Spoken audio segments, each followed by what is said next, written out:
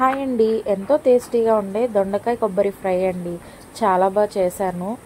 మీరు కూడా చేసుంటే కామెంట్ చేయండి మీకు టేస్ట్ ఎలా వచ్చిందో. నేనైతే రసంలోకి ఇది చేశాను అనమాట.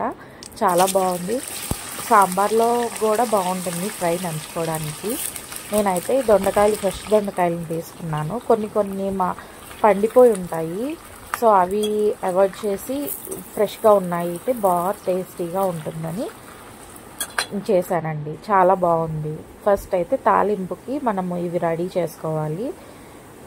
ఆవాలు, జీలకర్ర, సాయమినపప్పు, పచ్చెనపప్పు, ఎండుమిరపకాయలు, కరివేపాకు, ఇంకా వెల్లుల్లిపాయి చక్కగా ముక్కలు కోసుకుని ఆయిల్లో ఫ్రై చేసుకోవాలి. దీని తర్వాత బాండి పెట్టుకొని మనము వేరుశనగుల్ని ఫ్రై చేసుకోవాలి. తగినంత చక్కగా రోస్ట్ చేసుకున్న తర్వాత ఆయిల్లో తీసి పక్కన పెట్టుకోవాలి.